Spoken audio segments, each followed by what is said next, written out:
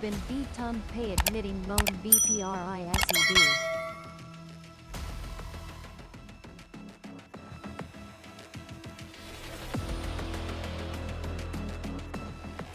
XAOHOEI social media account of the Chinese embassy.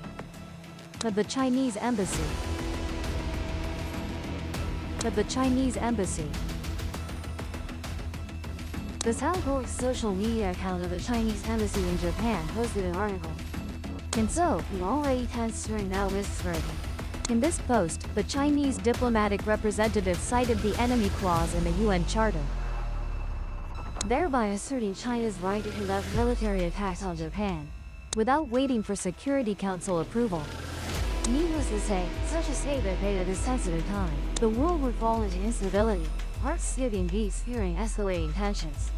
In fact, analysts have assessed that Ms. Tai Kai-chi's comments about Taiwan have gradually worsened relations with China, while simultaneously reactivating Beijing's fierce wolf warrior diplomacy style. Chinese Foreign Minister Wang Yi became Beijing's highest to join the related controversy. He warned that Tokyo's moves were shocking, sending the wrong signal.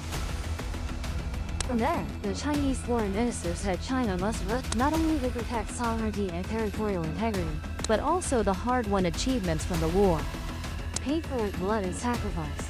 Additionally, Japan has deployed long-range missiles on Yonaguni Island as a final defensive sphere closest to Chinese Taiwan, placing trust in tangible deterrent power. Analysts note that this should be understood in the context of the deteriorating regional security environment. Tokyo currently views East Asia as facing the most serious and complex situation since World War. According to Tokyo, this deployment should not be seen as an aggressive action, but rather as an effort to prevent conflict early. On November 7, Prime Minister Tai Kai told Parliament, if Taiwan is attacked, this could completely trigger a military response from Japan. This comment immediately faced extremely harsh reactions from China. Why? Because Beijing has always considered Taiwan as territory awaiting you. This tension has ended the brief honeymoon between the new Japanese Prime Minister and China. Previously, at the APEC conference in South Korea, Mr. Tai Kai even shook hands and smiled friendly with each other. Simultaneously, experts also assess that this event marks the return of wolf warrior diplomacy, a policy China once applied but significantly restrained in recent times. So what is wolf warrior diplomacy? This policy is named after an extremely famous Chinese action movie series. These wolf warrior diplomats typically have an extremely aggressive style in every when responding to press, television, and right at the negotiation table, all to promote China's interests and image. This style emerged after Xi Jinping came to power in 2012, setting out a more assertive foreign policy line, officially ending the previous period of hiding capabilities. In November 2019, the Chinese ambassador to Sweden caused public stir by stating China treats friends with fine wine, but uses hunting guns with enemies. During the Alaska negotiations in March 2021, the Chinese foreign minister's spokesperson criticized the U.S., creating an atmosphere thick with the smell of gunpowder. But in the past 3 years, Chinese diplomats have gradually returned to a more traditional approach, restraining public statements and focusing on improving relations with the US, Western Europe, and developing countries. Social media accounts related to China's foreign ministry have issued messages less harsh and confrontational than before. A post on the Chinese embassy in Manila, Philippines account stated that Japan's calls to strengthen military power should be vigilant in countries that have suffered the devastation of war. Recent remarks by this country's new leader only add to concerns. Accompanying the post are 4 cartoons showing ghosts representing Japanese militarism vaguely enveloping Ms. Takashi. Today's China is no longer the China of the past.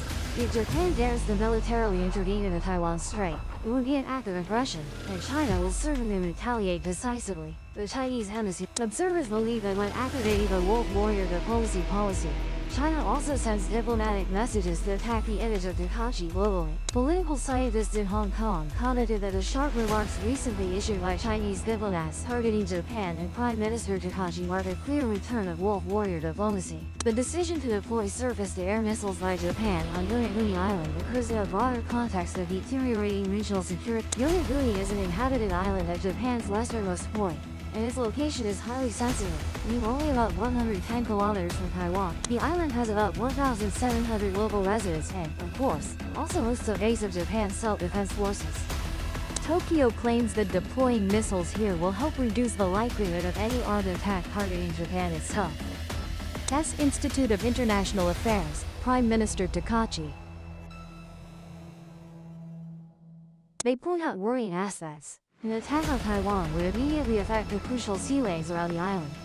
This is where goods to and from Japan heavily depend. Secondly, conflict would certainly disrupt the semiconductor supply chain.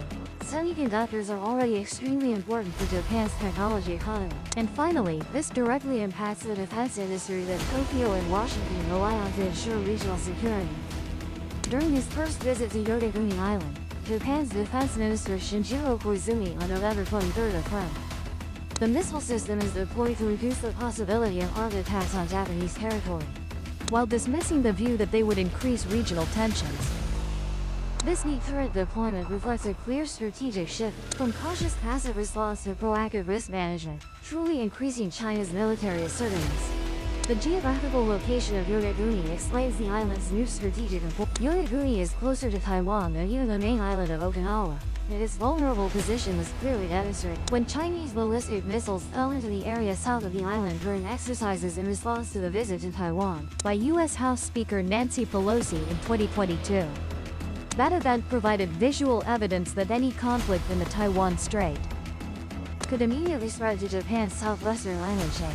Yonaguni originally hosts a radar base monitoring the surrounding sea and airspace, along with an electronic warfare unit deployed since 2024 capable of jamming enemy communications and navigation systems. The addition of medium-range surface-to-air missiles transforms the island from an early warning station, connecting with a network of air defense and coastal defense units. All these military and diplomatic moves, and the analysis just presented, Japan is gradually building an extremely solid grid. What is their ultimate target? It is to slow down, complicate, and ultimately prevent China's military activity in the event of a crisis in Taiwan. But of course, military signals from China are equally clear. Continuously during this period, Chinese Coast Guard ships have been operating for extended periods near the disputed Senkaku, Nayu. Then their UAV drones also approached Japanese airspace, right near Yonaguni Island, forcing Tokyo to immediately scramble fighter jets. However, they also carry an extremely high risk, that of miscalculation. Imagine just one UAV experiencing technical failure or a minor collision at sea, or even a misunderstood radar signal. All could become a trigger escalating tensions, though essentially no one truly desires this to happen. However, Japan believes that a passive attitude only invites risk. The deployment of missiles on Yonaguni is a clear part. The deployment of missiles on Yonaguni is part of a large-scale military enhancement process, including strengthening anti-ship and air defense capabilities, expanding core, and establishing logistics mechanisms for rapid reinforcement. U.S. Marines have conducted drills transporting supplies to Yonaguni, simulating the establishment of a forward base during a crisis. Simultaneously, Japan has repositioned its policy, viewing the stability of this island as an essential factor for national. The consequences of missile deployment and China's response will push the region into a new phase of tension. The islands of the Ryukyu archipelago will continue transforming from peaceful tourist communities into. Like the journey? Subscribe and join the next expedition.